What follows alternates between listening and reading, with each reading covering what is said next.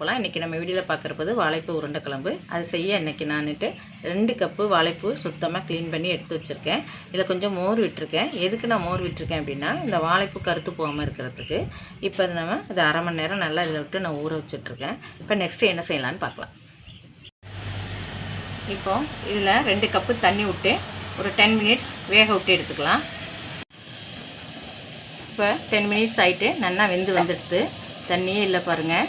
இப்போ இதை அடுப்பை ஆஃப் பண்ணிவிட்டு ஒரு ஆற வச்சுட்டு ஒரு பல்ஸு விட்டு அரைச்சி எடுத்துகிட்டு வரலாம். உருண்டை செய்கிறதுக்கு 1 கப்பு கடலைப்பருப்பு ஊற வச்சுட்டு க்ளீன் பண்ணி எடுத்துருக்கேன். இப்போது இதை மிக்ஸி ஜாரில் ஆட் பண்ணிக்கலாம். 1 ஸ்பூன் சோம்பு,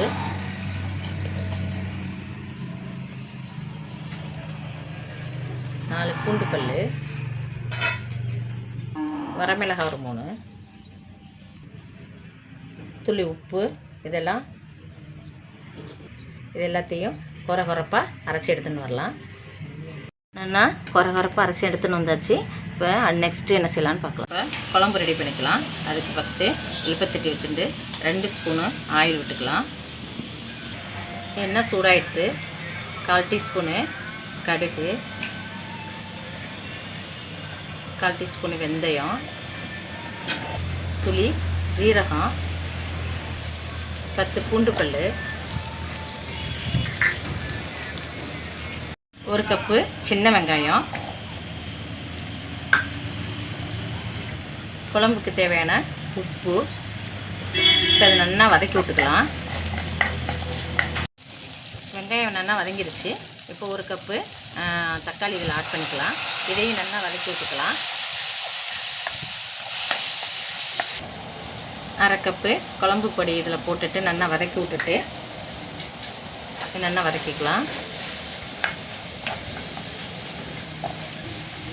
1/2 கப்பு புளிக்கரைசல் விட்டுட்டு கொஞ்சம் வாட்டரை ஆட் பண்ணி நல்லா கொதிக்க விடலாம். 1/2 கப்பு வாட்டர் ஆட் பண்ணிக்கலாம். இதில் மஞ்சத்தூள் ஆட் பண்ணிக்கலாம். இந்த பவுலில் மாற்றிக்கலாம். 1 பல்ஸ் விட்டு எடுத்த வாழைப்பூவும் இதில் ஆட் பண்ணிக்குவோம். பொடியாக நறுக்கின 1 கப்பு ஆனியன் நல்லா மிக்ஸ் பண்ணிவிட்டு சின்ன சின்ன உருண்டையாக நம்ம பிடிச்சிக்கலாம். உருட்டி எடுத்துக்கலாம். வாழைப்பூ உருண்டை நல்லா உருட்டி எடுத்தாச்சு. இப்போ இதை கொதிக்கிற குழம்புல நம்ம ஆட் பண்ணிக்கலாம்.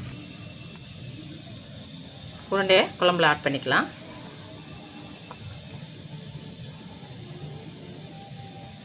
கொஞ்சம் தேங்காய் அரைச்சி விடலாம். ஒரு 1/4 டீஸ்பூன் இதோட சோம்பு சேர்த்து அரைச்சிக்கலாம். வாழைப்பூ உருண்டைகள்லாம் நல்லா வெந்தெடுத்து ஒன்று கூட இதில் நமக்கு உடையலை, சூப்பராக வந்துடுது. இப்போ இன்னும் ஒரு 2 மினிட்ஸ் வந்து வேகட்டும். வாழைப்பூ உருண்டைலாம் உடையவே இல்லை, நல்லா வெந்து வந்துடுது. இப்போது இதில் நம்ம அரைச்சி வச்சுக்க தேங்காய் ஆட் பண்ணிக்கலாம். ஒரு 2 மினிட்ஸ் இதை கொதிக்க விட்டு எடுத்துக்கலாம். இது காரமாக இல்லாமல் இருக்கிறதுக்காகவும் கொஞ்சம் வாசனையாக இருக்கிறதுக்காகவும் நான் கொஞ்சம் தேங்காய் ஆட் பண்ணியிருக்கேன். இது ஆப்ஷனல் தான்.